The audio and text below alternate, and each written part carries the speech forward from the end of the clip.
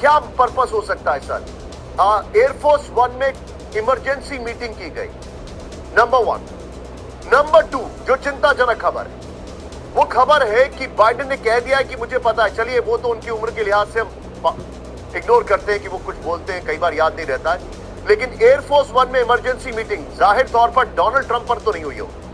बहुत अच्छा प्रश्न है निशांत आपका। सबसे पहले कहूंगा कि बाइडेन ने ये क्यों कहा कि मुझे पता है, क्योंकि पिछली बार जब नसरल्ला पे अटैक हुआ था या हानिया पे अटैक हुआ था तो उन्होंने कहा हमें नहीं पता, हमें नहीं बताया गया और उन्होंने हमला किया है। लेकिन ये पहली बार है वो कह रहे हैं हमको पता है। हमको पता है का मतलब है उनको मालूम है कि जो नेक्स्ट 10-12 दिन के अंदर हमला इजराइल करेगा ईरान के ऊपर। उनको मालूम है कि क्या टारगेट सिस्टम्स होंगे। वो टारगेट सिस्टम मिलिट्री के होंगे, क्योंकि उन्होंने ही इजराइल को प्रेशराइज किया है कि ऑयल इंस्टॉलेशंस और न्यूक्लियर इंस्टॉलेशंस के ऊपर हमले नहीं करे जाएंगे। तो इसका ये मतलब है कि जो भी अटैक होगा अब प्रोपोर्शनेट अटैक होगा। दूसरी बात है कि एयरफोर्स वन पे क्यों? एयरफोर्स वन में सभी टाइप के कम्युनिकेशन सिस्टम्स हैं और सभी टाइप के सेल्फ प्रोटेक्शन सिस्टम्स हैं। वहां एक तरीके का वो कमांड एंड कंट्रोल सेंटर है। तो वहीं पे बैठ के जो भी डिस्कशन कर रहे हैं, इसका मतलब जो अगला हमला होने वाला है इजराइल से, शायद वो बहुत जल्दी होने वाला है। ये मामला कितना ज्यादा ट्रिगर पॉइंट पर आ गया है। जानकारी है कि अमेरिका के एयर बेसिस पर, अमेरिका के मिलिट्री बेसिस पर हमला होगा।